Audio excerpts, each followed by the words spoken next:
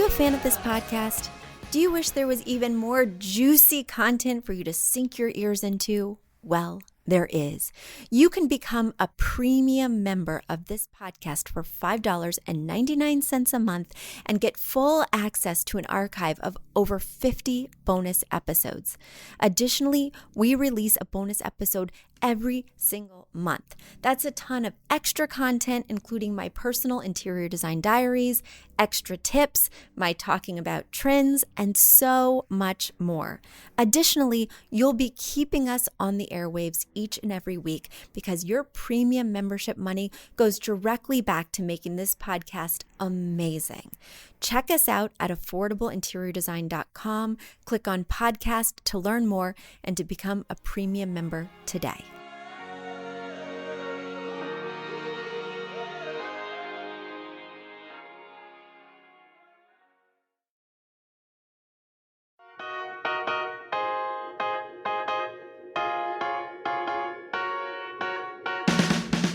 You don't need a high-end designer or a lot of money to get a luxe look. Be your own interior designer. This is Affordable Interior Design, the podcast. Here's your host, Betsy Helmuth. Hi, everybody. How is your summer going? I have been a little delinquent in recording because I was on vacation with my family in Maine. And it was our first time in Maine. Stunningly beautiful, very exciting, filled with adventure. But, it is so funny. I learned something the hard way, and perhaps it's something that you guys already know. But, I always think about scrimping on where we stay because we're going to be out. The family and I are going to be out all day, adventuring, having fun. We're not going to be sitting in the hotel room or the Airbnb. So I'm always thinking, if we have to cut back somewhere, I don't want to cut back on eating out. I don't want to cut back on tickets for fun things. But, let's just stay somewhere modest. Okay. Well, over time, I've learned that I can stay somewhere modest, but it has to be like in the heart of it all, or on the waterfront, or something appealing about its location. All right. But during coronavirus, we have been staying exclusively in Airbnbs just to keep things a little bit safer, to lessen our exposure to other people. So I booked this Airbnb back in February, March, because I was very anxious to get something. I wanted something to look forward to as we were remote educating and all of that. So I book it very excitedly and with a little bit of pressure. And it's in a rustic part of Maine. They called it waterfront. Oh my gosh. Not really. They called it, a barn experience, but they said that it had Wi-Fi. They said that it was a perfect place to work during the pandemic, all of these things. So we show up and it is a little more rustic than I had hoped. There are many, many bugs. Every day that we come home from adventuring, we kill at least 2 wasps. I don't know if there was like a nest inside, but certainly we weren't leaving any doors open. There was no air conditioning and their Wi-Fi was not really working. So I called the host because after a full day of adventuring with 2 kids who are 8 and 10 and who are a little bit whiny and they just want to play their screens for a half an hour before bed. And I just want to put them to bed and then watch some Netflix with my husband, right? Is that too much to ask? Our Wi-Fi was down. I called the host.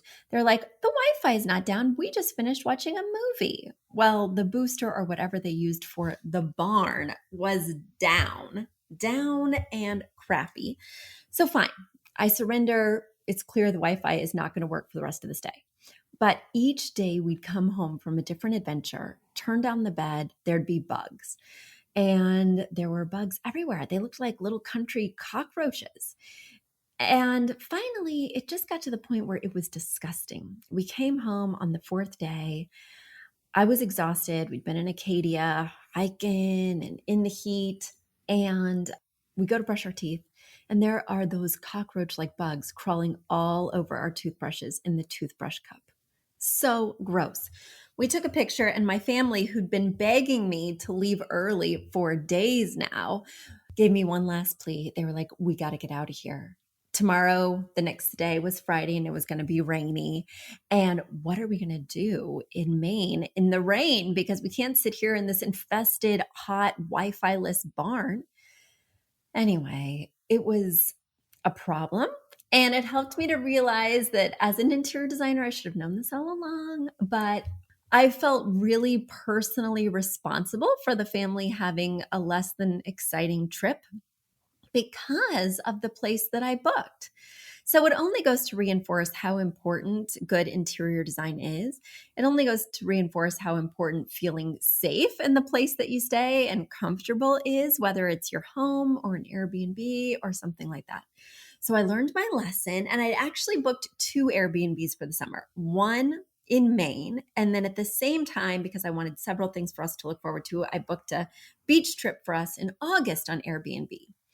Well, needless to say, my family is like dubious of Airbnbs now. And they're like, oh my gosh, let us see the listing, let us see whatever. Well, last week, the Airbnb host for our place in Rhode Island, the stay that we have coming up in August, canceled on us. Are you kidding me? I booked this back in February, waterfront, great reviews, modest, right? Because that's the way I've been rolling until late, but really just the perfect area that I love to be in. I know Rhode Island really well, and it's just like my destination for relaxation. And they pull the rug out from under us by canceling our reservation. Like, Airbnb, I am done with you, like so done with you. So my husband said, let's learn from our experience in Maine, and you are not going to book another Airbnb. So I went online and booked a hotel. My kids will wear masks. My husband and I are vaccinated. I'm just going to be fine with it. And it's the new thing, right? I want to be comfortable. I don't want to know, like, if the bugs should be there because it was a barn or if not. Ugh. Also, you can't trust those shams and the comforters. I don't know. I hate to go on a tirade about Airbnb, but I'm hoping that not only can you learn interior design tips from me, you can also learn vacation best practices. And hopefully, by repeating my story to you, I'll learn a few best practices and they'll sink in, because I don't know why. I mean, I think I just get this sticker shock when I look at these prices for like a night. And I realized we're not even going to be there. Like, we're going to leave the Airbnb at 9 a.m. every day, and we're going to get back to the Airbnb at 10 p.m. every day. That's a very short number of hours to pay, $300 a night. But I've learned my lesson. I'm just going to suck it up. Vacations are expensive. And if you truly want to unplug, you need a place to come back to relax and feel at peace. So there we go. We're staying in a hotel in Rhode Island in August, and I feel really good about my new path. I hope you guys are having some fun vacations. I hope things are going well. Without further ado, I'm going to jump in to the overflowing mailbag. So my first question this week comes from, drumroll please, Veronica. Veronica is writing in, and she says, hi, Betsy. I love your show. We are in the midst of planning the build for our forever home, and I'm basically spending every spare minute binging your podcast. I am learning so much. I'm even sharing your tips at the dinner table with my husband and kids, and they are into it. My 6-year-old has chosen the feeling word of spooky, and it just doesn't fit with my cozy transitional style. I could really use some help with our living room floor. We are planning an open layout, plans attached for our kitchen, living, and dining rooms. I am thrilled about this. I'm hoping that the setup is the center stage for the next 18 years of our lives. However, I don't know what to do about the living room floor. Right now, we have a tentative plan for carpet in the living room area. This is partly financial. We're always sticking to a budget, and our carpeting is affordable. But also, our last 2 rentals have had carpets, and our kids are always playing on it, reading, and just rolling around. Carpet is cozy, and I really can't imagine an area rug that's as plush and as inviting. But right now, we have the carpet basically drawn in as a giant permanent rug. There are luxury vinyl plank walkways on both sides for cleanliness, and the rest of the great room will be luxury vinyl plank.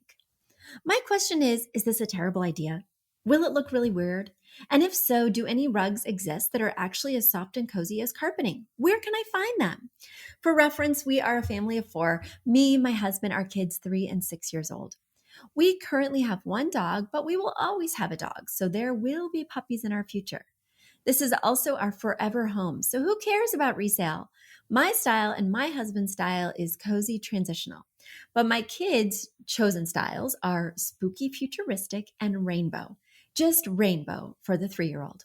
Thanks so much, Betsy. Well, you are very welcome, Veronica. I'm happy to answer this question for you and for your family. And I'm glad that this redesign or this new build is a total family affair, because if this truly is going to be that 18 plus year home, it's really nice to make sure that it reflects everyone's tastes, even though that we know that the little one's tastes may evolve and change over time. Hopefully spooky rainbow won't stick, but we'll see. I think it's really important for children to have some say, whether it's in their own room or a playroom or a basement, or if you can bring them in a certain way in the other areas of the home. So good for you, Veronica, for thinking of their ideas. I myself love the idea of spooky. I'm always looking for older homes that have a lot of character, so that maybe they evoke the feeling that they were or still are haunted. So I'm looking for a new place in New Jersey, and I told my real estate agent, after months of looking and just not finding it, I'm narrowing down what I'm thinking about. And I said, just find us something that looks like it could be haunted. So your 6-year-old and I have very similar tastes. All right, without further ado, let me get to your question. So, do I think it's weird to have carpeting in the center of the room bordered by luxury vinyl plank? Absolutely. And as a designer, do I feel comfortable recommending carpeting? No. So, you've come to the wrong place, Veronica, because I'm not going to give you the green light on making this sort of inlaid rug situation. Yes, there are definitely rugs that can be as comfortable as wall-to-wall carpeting. In fact, you can go to the wall-to-wall carpeting companies and have a piece of carpeting bound to the exact size that you want, and it's the exact same material. And then you just put a rug pad under it and bada bing. You've essentially built what you're referring to. Now, I know it might be more affordable to inlay that rug rather than putting vinyl plank down all around and then getting a piece bound to put on top of it. I get that. But you're telling me that you have puppies coming into this house, that you have a dog that's going to age. I mean, you are asking for urine stains, throw up, all sorts of different things that don't come out of carpet easily. And with 2 little ones, you may find that there's some issues there as well with juice boxes, things like that. I myself would not want a carpeted room because you just can't really get it clean. And at least with a rug or a bound piece of carpeting, should it get destroyed by puppy urine or wine or whatever, you can roll it up and get a new one that feels fresh after several cleanings, of course. So, Veronica, that's my advice. Okay. I'm not going to give you the green light on creating this unusual border around, even if this is your forever home, even if the decisions only impact you. I think it's weird. So follow my advice and keep me posted on your 2-word phrase for your new living room. I'm very excited to see what the family decides will be the style and feeling words. And now it's time for a quick commercial break. Do you love this podcast? Do you wish you could learn even more? Well, we have an online class bundle. Our online class bundle is comprised of 3 online classes: beautifying your home for less, styling your home, and the fundamentals of feng shui. Each one of those 3 classes is between 30 and 45 minutes long and chock filled with visuals and tips, things that will help you to style your own space or help out with other spaces. Additionally, with the pack of 3 classes, you get an autographed copy of my book, Affordable Interior Design. You get all of that for only $99. Once again, that's the 3 online classes as well as the book for only $99. You just go to affordableinteriordesign.com/classes. Once again, affordableinteriordesign.com/classes to buy your bundle today. And if one of those classes sounded intriguing, but maybe you already have my book or some of the other topics are not of interest, you can buy the classes individually at that site as well. Each class is $40. So head over to affordableinteriordesign.com/classes to get your bundle or your online class today. My next question comes from Rana. Rana writes, "Hi, Betsy. I've been feverishly listening to your podcast since recently being introduced to them by my daughter-in-law. Thank you for all your helpful info. I'm excited to go through our house and start implementing all the things I've been learning and to start correcting my many design mistakes now that I realize that I've made them. I want to start with our family room, which is in desperate need of new furniture. It needs paint, lamps, colorful artwork. I'm having a hard time envisioning other furniture in this room. I hope that you may see it from a different perspective and have some recommendations for me. The artwork is the most intimidating component to me, and I also don't know what to do about the windows. The room is almost 20 feet by 20 feet with 10 feet high ceilings, wide baseboards, and crown molding. I'm attaching pictures of the room for several angles, as well as a picture of the outside of our house, so you can get a general idea of the style.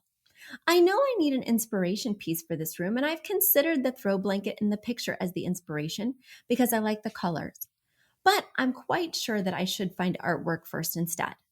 The wall above the sectional is large. Should I look for one big piece or do a grouping of something? And if so, what? All right, Rana. Well, thanks for writing in and thanks for your pictures. Now, as you guys know, for many years, you've had to rely on my descriptions of things to fully visualize the questions and the pictures that have been coming into me. But now I have, at long last, created a YouTube channel. So for the podcast, I'm very excited to announce that as of June, we not only have a YouTube channel where you can go to see a video of me recording my podcast, we also are going to be sharing the pictures that have come in so that way you can visualize the problems. And I have an Instagram now, a Facebook, and a show notes section. So many of you have written me and said, Betsy, I want to read the tips as well as listen to them. So now I have show notes. And you're asking yourself, where can I find all this goodness? Where can I subscribe so I can see the pictures of Rana's space? And I will tell you, you can go to affordableinteriordesign.com/links. Once again, that's affordableinteriordesign.com/links. And there you'll find a link to each platform that I described.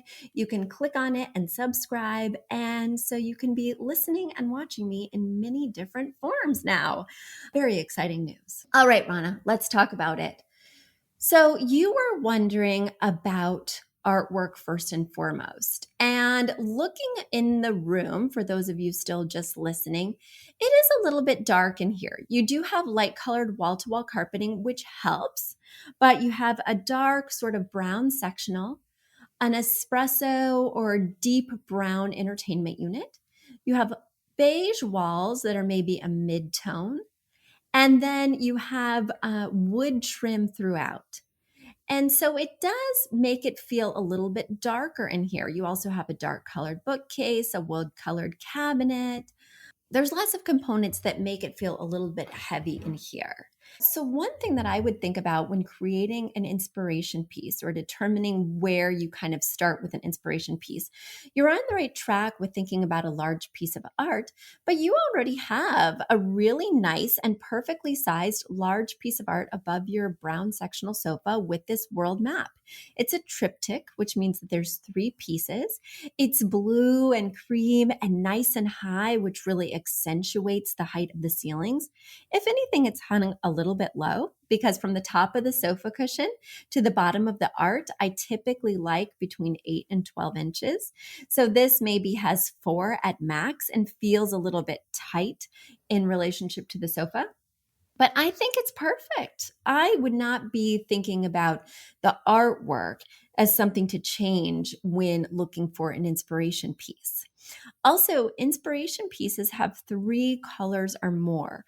Right now, one of the concerns I have with this room is that it's really just the brown and blue room.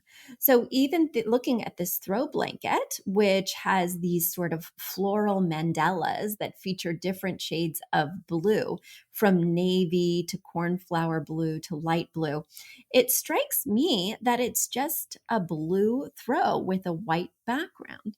And that is not an inspiration piece. An inspiration piece has 3 colors or more. And it's the thing that you use that's prominently placed always that you've derived the colors from the room from. So with the throw blanket, sometimes it's folded up and it's quite small. Sometimes if it's in my living room, it's thrown in a basket. So I would not typically use a throw blanket as an inspiration piece. I would use a piece of art. I would use an area rug, which you don't need because it's got wall-to-wall carpeting. I may use prominently placed large pillows. And I do think that these pillows could use some swapping out because you have 2 sets of the same sorts of pillows. So that's 4 identical pillows, which is not only a lot of the same pattern and color, but it also looks like you didn't really use your imagination, right? You just said, I'll have 2 sets of 2. You made it easy and you got out. So you lost an opportunity for an introduction of a new color, pattern, or texture. The other place I often go to when I'm looking for an inspiration piece are the drapes. And you have these nice high windows that are untreated. And so, really, everything 3 feet high and above in your room is brown, from the paint to the trim to the entertainment unit to the bookcase. And everything 3 feet high and below is where you find your color. I think if we're looking at the room holistically, thinking of balance, what is missing where, I think color is missing from the upper part of your room. And so I would be looking to those drapes to be the inspiration piece. So I'd bring in long drapes that span from on top of the frame of the window all the way down to the floor. And then I would be looking for them to have a pattern. I would be looking for them to have more than just blue going on, right? We do need to add in at least one color. Whenever I have a cool tone that's a part of the color palette, I don't want it to become the cool room. So I might avoid doing something like a green or even an icy purple because that's not going to give us that balance. We need a warm tone in here. And certainly the foundation of brown neutrals is helping with that, right? If you would have picked gray neutrals, well, we'd have a whole nother problem in our hands. But I think maybe bringing in a warmer tone with, say, a yellow or even an orange could be a really nice way to make this room feel even cozier. I'm avoiding reds because red and blue can feel a little 4th of July, and we don't want to do anything too literal in terms of evoking a certain color palette because we've got strong whites, strong blues, and if I add red to that, it is going to scream Americana, right? So I'm thinking that these would be the directions I'd be going in, and these would be the ideas I'd be thinking about as a designer looking at this room. Rana, I hope that gave you some inspiration. I hope that gives you something to look for as you're shopping, and I'm glad that you are enjoying the podcast. All right, let's get to my last question of the day. Let's see here. My last question comes from Cindy. Cindy is writing from Winnipeg. And Cindy, going to Winnipeg is my only experience with Canada. I went to their folk festival when I was in college, and it was amazing.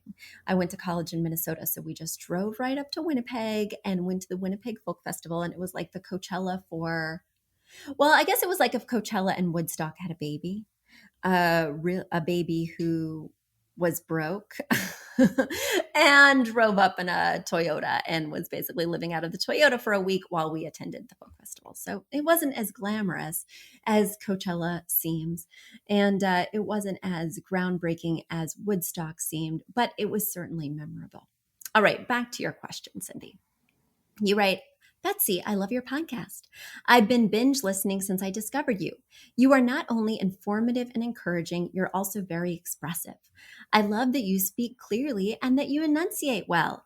It suits your directive style of coaching. Thus, the reason for me reaching out. I know I'll get a distinct answer, one that I can act on without doubt. Attached is a picture of my dark barnwood shiplap fireplace wall. Because of your podcast, I've been confident in decorating my home, but this wall has me stumped. We aren't able to remove the barnwood, and so I'm trying to decide what to do. We will be painting the other walls, but I haven't made a decision on that yet. This is part of an open concept space. It's a long room with a U-shaped kitchen and a dining room in front of the patio doors.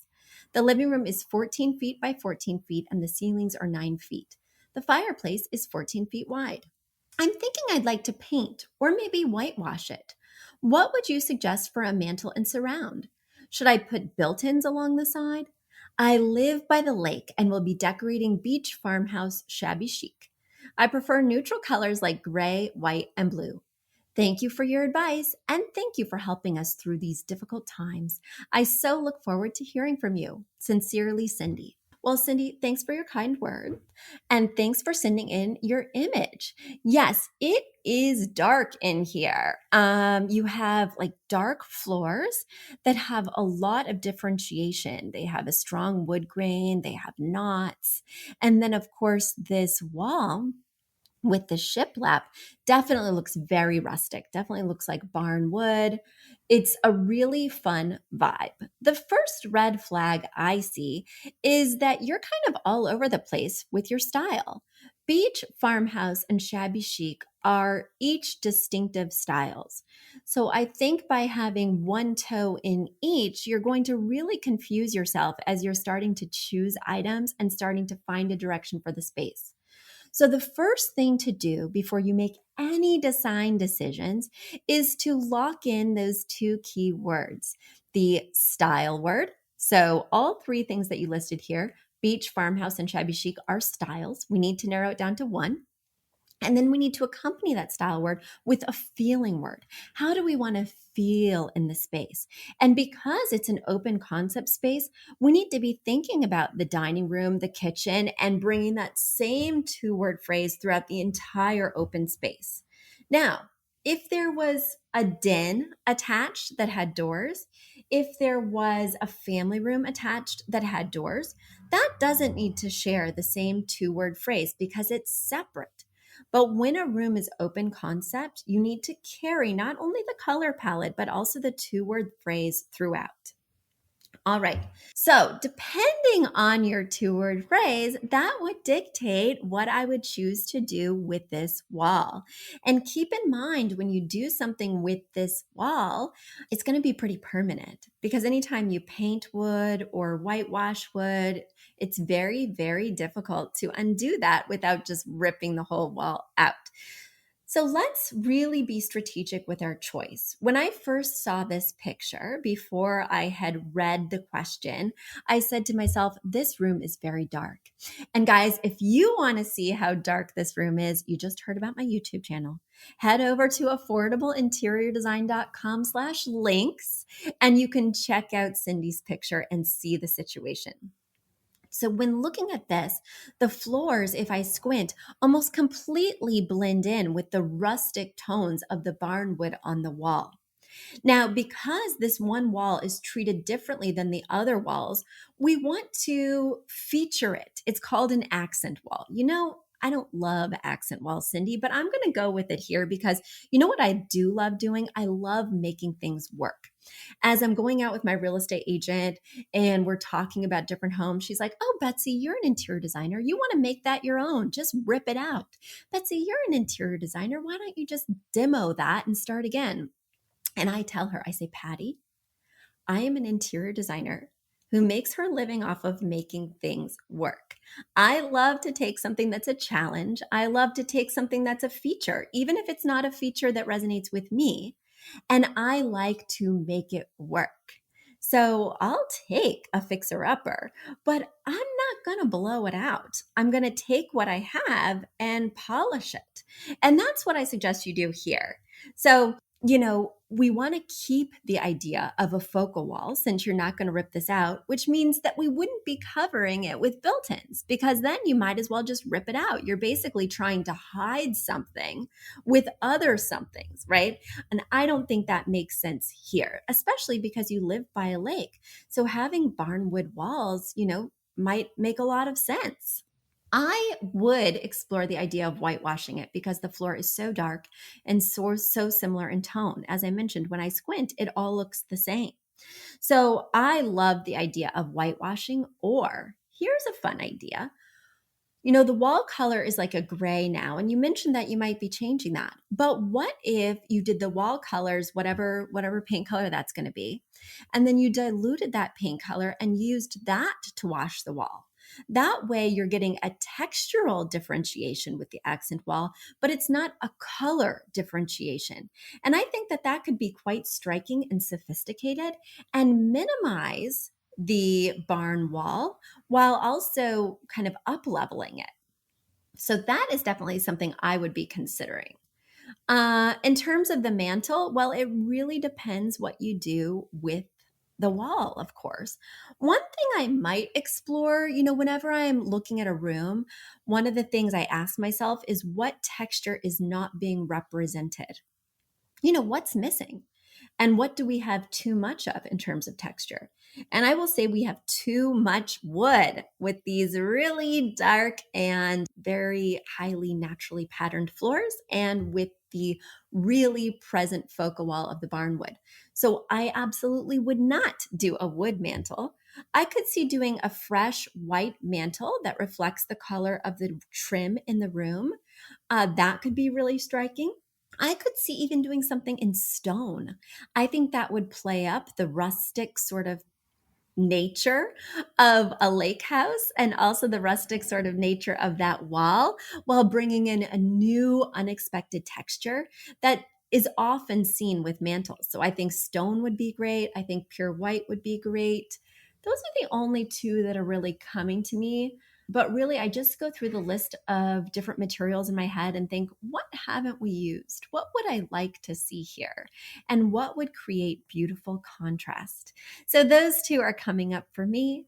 And I'm really excited to hear what you do. So, Cindy, keep us posted and stay in touch. And I wonder if that Winnipeg Folk Festival is still going on. If so, I hope you'll go out there, spend a couple nights in your car, and enjoy it as much as I did. I still remember the Nields. Do you guys know the Nields? Got to Get Over Greta. I looked them up the other day and they're still on tour. So if you don't know about the Nields, you should definitely listen to some of their music because they had some good ones. Got to Get Over Greta. In My Best Black Dress is my favorite. And they're just a cool band in general. Well, it's been really nice to be back with you. I'm so glad to be home where all the bugs that infest our home are outside our walls, not inside, and where we have AC and Wi Fi. All right. Until next week, everybody, have a great July. Bye. You've asked for it, and we have answered the call. For years, you've been saying, Betsy, you're talking about all these great design concepts, but we can't visualize them. You're describing the picture that the listener sent in of their problem, and we wish we could see that picture too. After all, a picture is worth 1,000 words, and I do my best to describe them, but there's nothing like seeing it for yourself. And that's why Affordable Interior Design, the podcast, now has a YouTube channel. Not only do we have a YouTube channel where you could see recordings and clips of these podcast episodes, we also have an Instagram, a Facebook, and so many other exciting things. You should check it out. Head over to affordableinteriordesign.com/links. Once again, affordableinteriordesign.com/links. And when you go there, you will see links to our YouTube page, our Instagram page, our Facebook page, and more. Please check it out, follow and subscribe so you can see everything I'm talking about.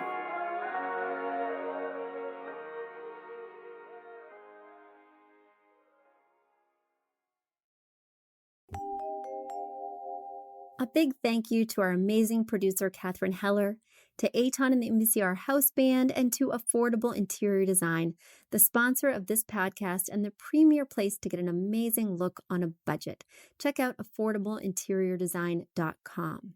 If you guys love the show, the very best way to support us is by spreading the word. Tell your friends or write us an awesome review on iTunes. So until next week, guys, thanks so much for joining us, and I'll talk to you soon. Bye.